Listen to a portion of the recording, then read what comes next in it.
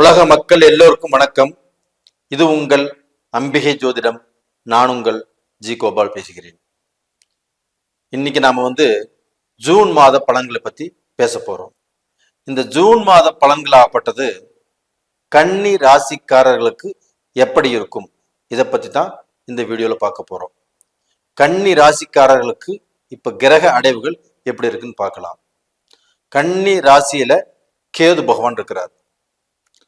கன்னி ராசிக்கு 6ஆம் இடத்துல சனி பகவான், 7ஆம் இடத்துல ராகு பகவான், 7ஆம் இடத்துல இருக்கக்கூடிய செவ்வாய் பகவான் ஆகப்பட்டது ஜூன் மாசம் 1ஆம் தேதி பயிற்சியாகி மேசத்துக்கு 8ஆம் இடத்துக்கு வர்றாங்க.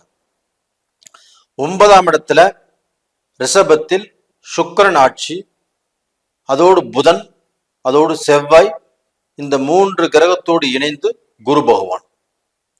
10ஆம் இடத்துல இந்த சுக்கிர பகவான் 12ஆம் தேதி பெயர்ச்சியாகி 10ஆம் இடத்துக்கு போயிடுவாங்க. 14ஆம் தேதி புதன் பகவான் பெயர்ச்சியாகி 10ஆம் இடத்துக்கு போயிடுவாங்க. சூரிய பகவான் ஆப்பட்டது பெயர்ச்சியாகி 15ஆம் தேதி ஜூன் 15ஆம் தேதி 10ஆம் இடத்துக்கு போயிடுவாங்க. இது இந்த மாத கிரக அடைவுகள்.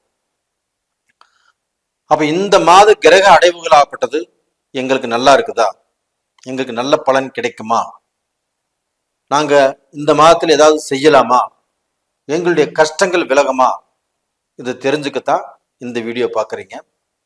கண்டிப்பாக கன்னி ராசிக்காரர்களுக்கு இந்த மாதத்தில் ஒரு அற்புதமான பலன் காத்துட்டு இருக்குது. எப்படின்னா, உங்களுக்கு 9ஆம் இடம் பாக்கியஸ்தானம். அப்ப அந்த 9ஆம் இடத்தில் உங்களுடைய நட்பு கிரகமான சுக்கிர பகவான் அங்கு ஆட்சி. அந்த ஆட்சி பெற்ற சுக்கிர பகவானோடு புதன் சூரியன் இணைஞ்சிருக்கிறாங்க. அப்ப அந்த 9ஆம் இடத்துல 9ஆம் அதிபதி ஆட்சியாக இருப்பது கன்னி ராசிக்காரர்களுக்கு முதல் யோகம். அப்ப அந்த பாக்கியாதிபதி உங்களுக்கு ஒர்க் அவுட் ஆயிருச்சு. அப்ப இது நாள் வரைக்குமே எனக்கு எந்த பாக்கியமும் இல்லை, நான் கஷ்டப்பட்டுட்டு இருக்கிறேன், எனக்கு எந்த திருப்தியுமே இல்லை, எங்கூட பழகிறவங்க, எங்கூட வேலை செய்யறவங்க என்னை எல்லாருமே பயன்படுத்திக்கிறாங்க, எனக்கு துரோகம் செய்யறாங்க, நான் வாழ்க்கையில பாதிக்கப்பட்டு வாழ்ந்துட்டு இருக்கிறேன், நான் யாருக்கு எது செய்தாலும் எனக்கு நல்ல பேர் கிடைக்கிறது இல்லை, நான் எத்தனையோ பேர்த்துக்கு நல்லது செய்யறேன், எனக்கு நல்லது நடக்கல. அப்ப என்னால வாழ்ந்தவங்க 10 பேர் இருப்பாங்க, அந்த 10 பேர்ல ஒருத்தர் மூலியமா கூட நான் நல்லா வாழல அப்படிங்கிற விஷயத்தை தான் நீங்க இன்னைக்கு வரைக்கும் சொல்லிட்டு இருக்கிறீங்க. ஆனா கன்னி ராசிக்காரங்களே, உங்களால 10 பேர்ல 100 பேர் கூட வாழலாம். அது உங்களுடைய ராசியினுடைய மகத்துவம். அப்ப நீங்க எல்லாத்துக்கும் நல்லது செய்யக்கூடிய எண்ணத்துல தான் இருக்கிறீங்க, கண்டிப்பாக நல்லது செய்வீங்க. அப்ப நீங்க ஏன் பாதிக்கப்படுறீங்க அப்படிங்கிறத உங்களுடைய ஜென்ம ஜாதகத்திலையும் நடக்கக்கூடிய தசா புத்திகள் உங்களுக்கு சாதகமா இருக்கணும், பாதகமா இருக்கக்கூடாது. அப்ப அந்த தசா புத்தியுமே ஒரு டைம் செக் பண்ணிக்கோங்க. உங்களுக்கு சாதகமான கிரகங்கள் நடக்குதா, சாதகமான தசா புத்திகள் நடக்குதா இல்லையான்னு அந்த தசா புத்தியும் ஒரு முறை செக் பண்ணிக்கோங்க. இப்ப நடக்கக்கூடிய விஷயமாப்பட்டது உங்களுக்கு 9ஆம் இடத்துல 9ஆம் இடத்து அதிபதி ஆட்சியாக இருப்பதனால கண்டிப்பாக இந்த மாதத்தில் நீங்கள் வெளிச்சத்துக்கு வர்றீங்க. அப்ப டோட்டலா பாத்தீங்கன்னா உங்களுக்கு இந்த பாக்கியஸ்தானாதிபதி அங்கே ஆட்சியாக இருக்கிறதுனால உங்க வாழ்க்கையில இதுவரைக்கும் நடக்காது அப்படின்னு நினைத்த காரியங்கள் இந்த மாதத்தில் கண்டிப்பாக நடக்கும். அப்ப நீங்க ஒரு வேலை செஞ்சாலும் சரி, ஒரு தொழில் செஞ்சாலும் சரி, ஒரு பிசினஸ் செஞ்சாலும் சரி, ஒரு வியாபாரம் செஞ்சாலும் சரி, இதுல ஒரு நல்ல பொசிஷனுக்கு வரக்கூடிய வாய்ப்பு உங்களுக்கு கிடைக்கும். அப்ப டோட்டலா பாத்தீங்கன்னா அந்த வியாபாரத்துல ஒரு முன்னேற்றம், உங்களுக்கு வேலையாட்கள் நல்லா அமைவாங்க, அந்த பிசினஸ் மூலியமாக ஒரு நல்ல வருமானம், ஒரு நல்ல திருப்தி கிடைக்கும். அப்போ இந்த பிசினஸ்ல உங்களுக்கு கூட்டாக நல்ல பார்ட்னர்கள் சேருவாங்க. அப்ப அந்த பார்ட்னரால் உங்களுக்கு நல்லது நடக்கும். அப்ப உங்களுக்கு இந்த காலகட்டத்துல உங்களுக்கு ஒரு நல்ல பொசிஷன்ல இருக்கிறவங்க, நல்ல தரத்துல நல்ல தகுதியில் இருக்கிறவங்க, அவங்களுடைய நட்பு உங்களுக்கு கிடைக்கும். 2வது, உங்களுடைய திறமைகள் அவங்களுக்கு புரியும். காரணம் என்னன்னா, உங்களுடைய ராசியில கேது பகவான் இருக்கிறாங்களா, அந்த கேது பகவான் இருந்து உங்களுக்கு பல ரூபத்திலையும் பல குழப்பத்தை கொடுத்துட்டு இருந்தாரு. ஒரு நல்ல மனநிலையை கொடுக்கல. எது செஞ்சாலும் அதிருப்தி, ஒரு சந்தோஷம் இல்லை, குடும்ப ரீதியாக குழப்பங்கள், மனசுக்கு சந்தோஷம் இல்லை, குடும்பத்துல பிரச்சனைகள் வேதனைகள் எல்லாத்தையும் கொடுத்துட்டு இருந்தாரு. அந்த கேது பகவானை குரு பகவான் 5ஆம் பார்வையாக பார்க்கறாங்க. அப்ப அந்த குரு கேது பகவானை பார்க்கறதுனால கேல யோகம் அப்படிங்கிற யோகம் உங்களுக்கு ஸ்டார்ட் ஆகுது. கேல யோகம் அப்படின்னா என்னன்னா, கோடீஸ்வரனாக வாழ்வதற்குண்டான ஒரு பாக்கியம் உங்களுக்கு வந்தாச்சு.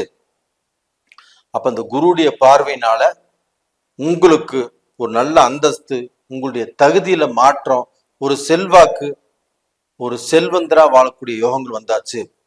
நீங்க சொல்றீங்க, நாங்க செல்வந்தரா கூட வாழ வேண்டியது இல்லை, எங்களுடைய பிரச்சனைகள் தீர்ந்தால் போதும், அந்த பிரச்சனையிலிருந்து நாங்க வெளியில வந்தால் போதும், நாங்க அன்றாடம் சாப்பிட்டு நல்லா இருந்தாவே போதும் அப்படின்னு நினைக்கிறீங்க. அவங்க உங்களுடைய தகுதிகளுக்கு தகுந்தாற் போல் இந்த குரு கேதுவை பார்க்கறதுனால, இந்த கேல யோகத்தினால உங்களுக்கு வளர்ச்சி கண்டிப்பாக கிடைக்கும். இது போக உங்களுடைய ராசிக்கு 10ஆம் இடத்துக்கு புதன் பகவான் பெயர் செய்யறாங்க. அந்த புதன் பகவான் அங்கே ஆட்சி, உங்களுடைய ராசிநாதன் 10ஆம் இடத்துல ஆட்சி. அப்ப அந்த 10ஆம் இடத்துல ஆட்சி பெற்ற புதனோடு சூரியனும் இணையறாங்க. அப்ப அந்த 9ஆம் இடத்து அதிபதியும் ஜூன் 12ஆம் தேதி அங்கே போயிடுறாங்க. அப்போ இந்த கூட்டு கிரகங்களுடைய சேர்க்கை ஆப்பட்டது உங்களுக்கு எப்படி இருக்கும்? 10ஆம் இடம் பலப்படுகிறது. 10ஆம் இடத்து அதிபதி அங்கே ஆட்சியா இருக்கிறாங்க.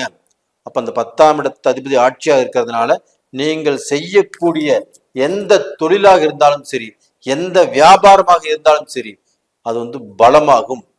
அந்த வியாபாரத்தின் மூலியமாக, அந்த தொழிலின் மூலியமாக நீங்கள் இழந்த மரியாதையை திரும்ப பெறுவீர்கள். அதே சமயத்துல அதே வேலையில அதே மாதிரிதான். நீங்க ஒரு ஹையர் போஸ்ட்ல இருக்கிறீங்க, உங்களுக்கு அங்க ரொம்ப இரிட்டேட்டா இருக்குது, அங்க உங்களோட வேலை செய்யறவங்க உங்களை புரிஞ்சுக்க மாட்டேங்கிறாங்க, உங்களுடைய பாஷ் ஆகப்பட்டது, உங்க மேல மரியாதை வச்சிருந்தவர், உங்க மேல நல்ல நம்பிக்கை வச்சிருந்தவர், அவரே உங்களுக்கு புரிஞ்சுக்கல. அப்படிப்பட்டவர் ஆகப்பட்டது இந்த காலகட்டத்துல உங்களுடைய அருமை என்ன, உங்களுடைய பெருமை என்ன, உங்களுடைய வேலையுடைய திறமை என்ன அப்படின்னு அவர் புரிஞ்சுக்குவாரு. அடுத்தவங்க சொல்றதை கேட்க மாட்டாரு. அப்போ உங்களுடைய வேலையில நீங்க உயர் பதவியில் இருந்தாலும் சரி, நடுத்தரமா ஒரு வேலை செஞ்சுட்டு இருந்தாலும் சரி, எந்த வேலை செஞ்சுட்டு இருந்தாலுமே உங்களுக்கு உங்களுடைய முதலாளிகள் மூலியமாக நன்மை நடக்கும். அப்ப அந்த வேலையில எவ்வளவு பிரச்சனைகள் இருந்தாலும் அது தீரும். இது போக வேற இடத்துக்கு நம்ம மாறி போய் வேலை செய்யணும்னு நினைச்சாலும் தாராளமாக செய்யலாம். இது போக வெளிநாட்டுல உள்ளவங்க, இன்னைக்கு அங்க சிட்டிசனா இருக்கிறவங்க, அவங்க வேலை செஞ்சு பிசினஸ் பண்ணியுமே இன்னைக்கு ரொம்ப கஷ்டப்பட்டு மன உளைச்சலுக்கு ஆளாகி வேலையும் கரெக்டா அமையாமல் பிசினஸும் கரெக்டா அமையாமலும் வாழ்ந்துட்டு இருக்கிறீங்க. அவர்களுக்கு இந்த ஜூன் மாதத்திலிருந்தே அந்த 9ஆம் இடத்து அதிபதியும் சிறப்பா இருக்கிறதுனால, அங்கே குரு இருந்து உங்களுடைய ராசியை பார்க்கறதுனால, அந்த ராசியில கேதுவும் குரு கேதுவை பார்க்கறதுனால, கேல யோகம் இருக்கிறதுனால கண்டிப்பாக கன்னி ராசிக்காரர்கள் உலகத்துல எந்த மூலையில் இருந்தாலுமே அவங்க நல்லா இருப்பாங்க.